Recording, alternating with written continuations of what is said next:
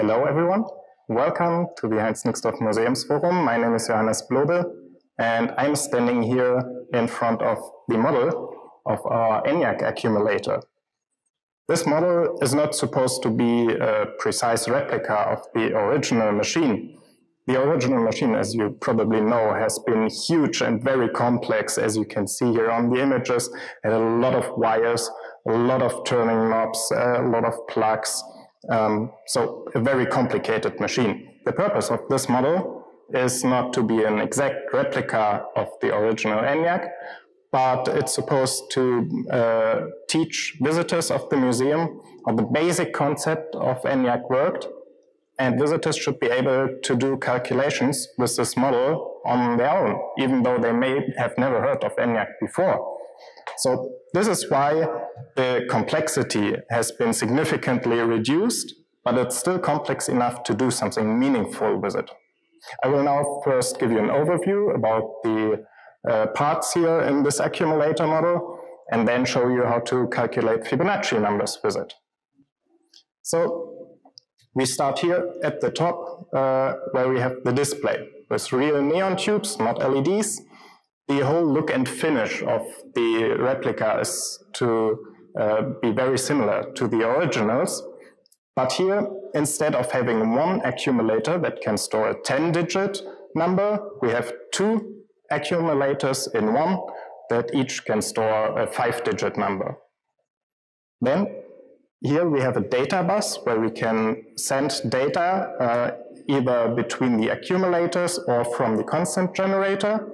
We have the control panel, which has input and output ports for each accumulator, a repetition switch, and a switch for choosing whether the accumulator will receive or send.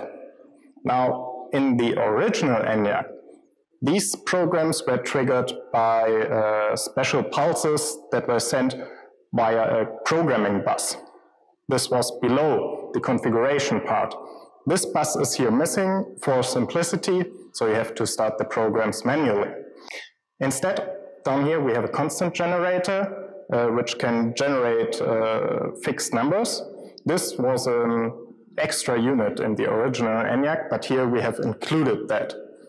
So, finally, we have a send and receive, send and reset button, and with that we can do calculations. So, let's go ahead. Okay, so now we have connected the constant generator with the first accumulator, set it to receive, and set the number here to 1.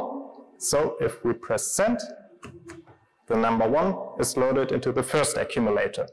And with that, we can now work. So, we do not need the constant generator anymore.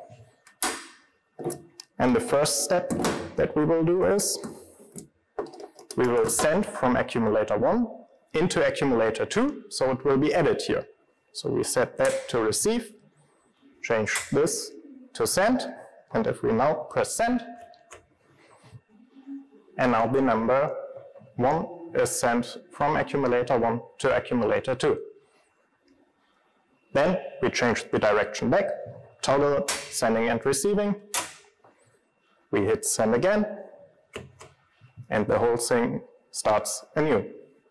And that we can do all the time and calculate each Fibonacci number one after another.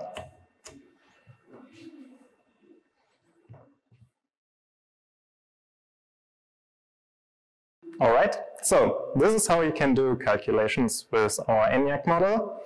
I hope you liked the introduction. If you ever happen to come to Paderborn, you're very welcome to visit our museum, try it out by yourself.